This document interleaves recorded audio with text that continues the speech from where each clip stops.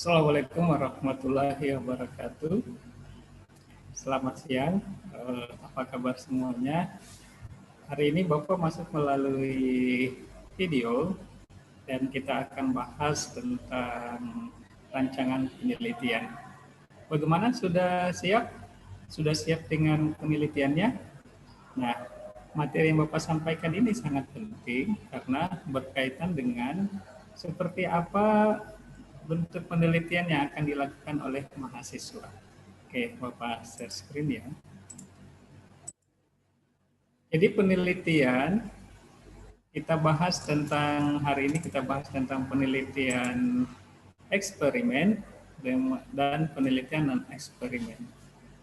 Jadi rancangan penelitian ini adalah tahap yang dijalankan oleh mahasiswa setelah menentukan daftar pustaka atau membuat daftar referensi. Jadi kita masuk di metodologi dan itu akan kita bahas tentang apa sih yang mahasiswa akan lakukan di penelitiannya. Apa perbedaannya? Mungkin sebelumnya kita bahas dulu tentang penelitian kesehatan. Jadi penelitian kesehatan itu merupakan sebuah cara yang sistematis dan prinsip dalam memperoleh bukti, data, atau informasi untuk memecahkan masalah kesehatan dan investasi isu-isu kesehatan. Artinya apa? Bahwa penelitian yang dilakukan oleh mahasiswa, dosen, itu harus bisa memecahkan masalah-masalah kesehatan yang ada saat ini dan harus dilakukan secara sistematis dan berprinsip. Sistematis maksudnya apa? Harus dilakukan secara berurutan, mulai dari tahapan-tahapannya.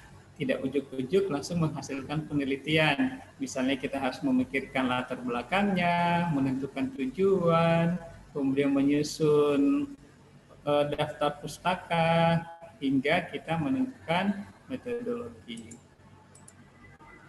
Kemudian sementara kalau penelitian keperawatan itu sama juga, proses yang sistematis menggunakan panduan yang tepat untuk menghasilkan sesuatu yang tidak bias, memberikan jawaban yang dapat dipercaya terhadap pertanyaan-pertanyaan tentang praktek keperawatan. Jadi bahasa lainnya, riset keperawatan bisa digunakan sebagai evidence. Evidence itu adalah bukti dalam mengevaluasi dan mendeterminasi praktek keperawatan yang baik yang dikenal dengan istilah best nursing practice. Jadi best nursing practice itu adalah hasil dari penelitian terbaik yang dilakukan perawatan. Makna dari pertanyaan-pertanyaan tentang praktek keperawatan ini adalah, misalnya pasien lagi nyeri, kira-kira untuk apa yang bisa dilakukan oleh perawat untuk menghilangkan nyeri selain misalnya RND? Adakah teknik-teknik yang lainnya? Misalnya saat ini mahasiswa sudah mempelajari tentang terapi komplementer, misalnya yoga, itu yoga bisa digunakan untuk menghilangkan nyeri pada pasien apa. Itu salah satu contohnya. Sehingga itu bisa kita gunakan untuk praktek keperawatan, intervensi keperawatan. Nah, kita mulai masuk di materi yang pertama, yaitu penelitian non-eksperimen. Jadi non-eksperimen berarti tidak ada eksperimen atau tidak ada perlakuan atau intervensi pada kelompok sampel. Kelompok sampel ini adalah orang-orang yang menjadi fokus akan dilakukan penelitian. Kemudian terdiri menjadi 3, ada deskriptif, korelasi, dan komparatif. Jadi pada umumnya penelitian dan eksperimen ini adalah didesain untuk mendapatkan informasi dari masyarakat atau biasa disebut sebagai populasi mengenai prevalensi. Prevalensi ini adalah angka kejadian penyakit, distribusi penyebaran penyakit, interrelasi keterkaitan antara variabel dalam populasi tertentu. Misalnya saat ini kita lihat angka corona begitu tinggi, sehingga kita akan melihat kira-kira seperti apa. Mungkin Bapak sebentar. Jadi seperti itu. Kalau kita melihat misalnya tadi tentang corona,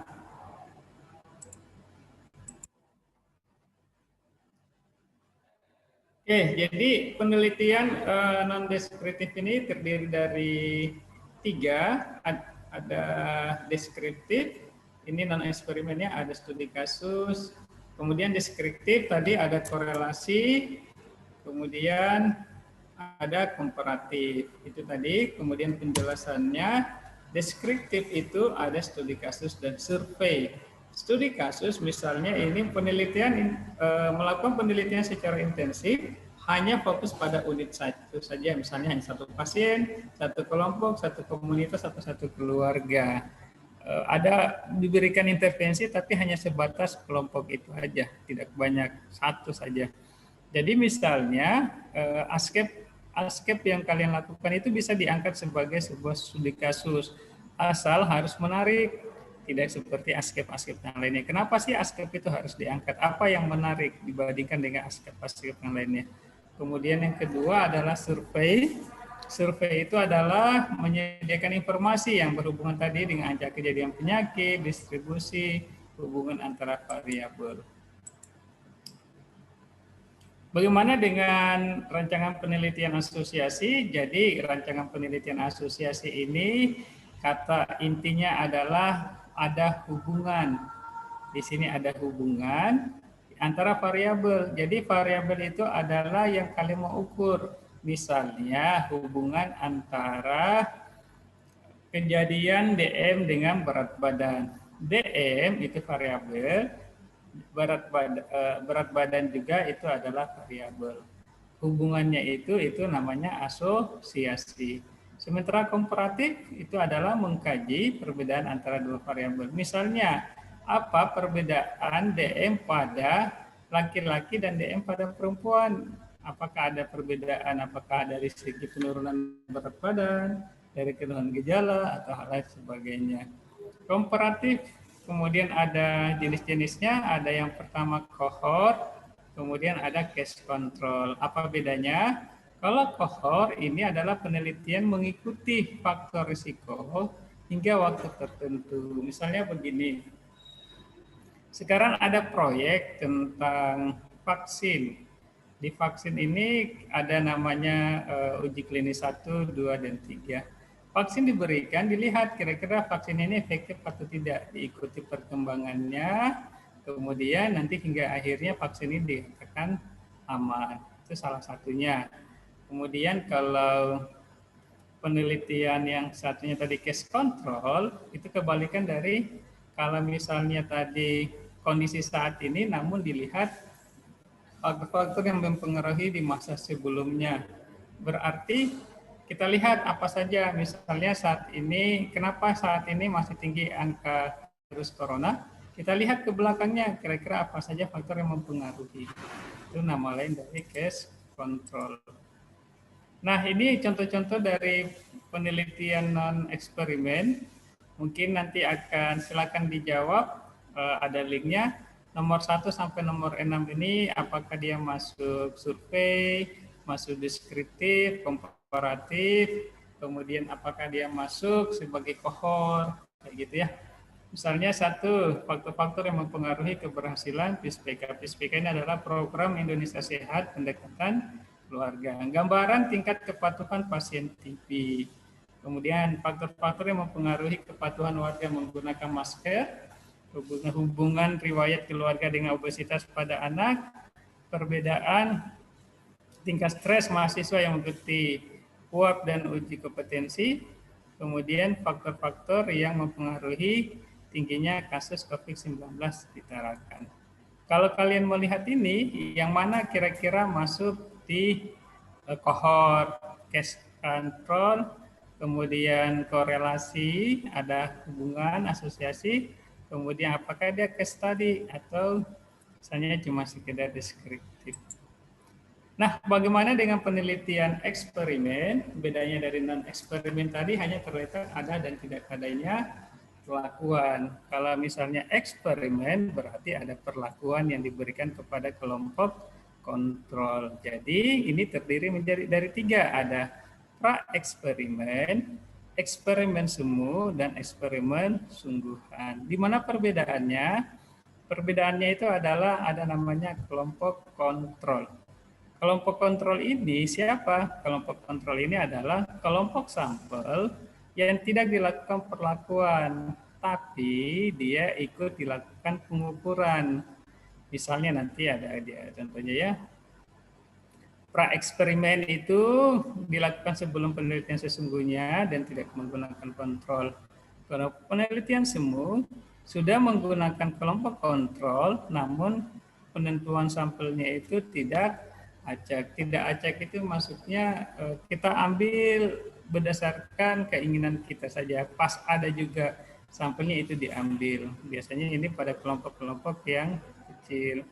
Kemudian kalau eksperimen sesungguhnya itu penelitian yang menggunakan kelompok kontrol dan penentuannya sampelnya diambil secara acak. Misalnya begini, kalian akan melakukan penelitian bagaimana manfaat dari kompres air dingin untuk menghilangkan nyeri. Nah, ketika itu tanpa menggunakan kontrol, berarti dia masuk dalam pra-eksperimen. Namun kalau misalnya dia sudah menggunakan kontrol, tapi pasien atau populasi yang dilibatkan itu tidak dipilih-pilih, tapi siapa yang ada itu langsung diikutkan sesuai dengan kriteria, maka itu dikatakan penelitian semu. Namun kalau misalnya ada penelitian dilakukan secara benaran, kemudian tanpa penentuan sampelnya itu dilakukan secara acak, itu boleh dikatakan adalah eksperimen sesungguhnya. Jadi kita tidak pilih-pilih, tapi kita acak, misalnya kita random, kita kocok, kita tentukan siapa yang masuk, bukan kita yang menentukan siapa yang masuk kelompok intervensi dan kelompok kontrol. Jadi sekali lagi, nah ini hal yang paling penting untuk materi hari ini adalah perbedaan antara non-eksperimen dan eksperimen. Kalau di non-eksperimen sudah pasti tidak ada perlakuan. Sementara kalau eksperimen pasti akan ada perlakuan untuk memberikan intervensi. Kecuali non-eksperimen pada studi kasus, itu pun hanya terbatas 1 atau 2 kasus. Kemudian ada 3 contohnya, ada deskriptif, sekedar menggambarkan, tadi ada survei, kemudian ada studi kasus, korelasi, itu ada kata kuncinya di hubungan, kemudian ada komparatif. Komparatif ini ada kata intinya adalah perbedaan. Bagaimana eksperimen? Dia harus memberikan intervensi. Kalau belum menggunakan kelompok kontrol namanya pra-eksperimen. Kalau sudah menggunakan kelompok kontrol namun tidak diambil secara acak namanya kuasi eksperimen. Sementara eksperimen sesungguhnya itu adalah sudah ada kelompok kontrol dan penentuannya secara acak. Oke. Selamat mencari inspirasi untuk judul KTI. Intinya langkah yang harus diambil yang pertama itu kalian mau apa? Kalian interestnya, senangnya itu mau teliti tentang apa, penyakit apa. Kemudian setelah itu lihat kondisi yang ada di Indonesia, ditarakan seperti apa sih gambaran penyakit itu. Apakah begitu tinggi atau begitu rendah atau mungkin sekarang sudah diabaikan. Kemudian kalian mau lihat kira-kira apa yang mau diangkat, sehingga itulah yang menjadi judul. Apakah kalian akan melakukan perlakuan dan tidak perlakuan atau kelompok intervensi, itu juga menjadi bagian penting dalam menentukan judul. Oke, demikian pertemuan kuliah kita yang singkat ini. Nanti Bapak akan sampaikan link evaluasinya dan ada tugas. Tugasnya itu adalah kalian harus masing-masing tuliskan satu judul contoh penelitian non eksperimen dan eksperimen. Ingat, tidak boleh sama. Kalau kebetulan sama tidak masalah, tapi persis sama, nah itu baru masalah. Demikian, selamat belajar. kita tutup. Billahi taufiq wal hidayah. Assalamualaikum warahmatullahi wabarakatuh dan selamat siang. Jangan lupa untuk menyelesaikan tugasnya pada deskripsi YouTube ini. Assalamualaikum.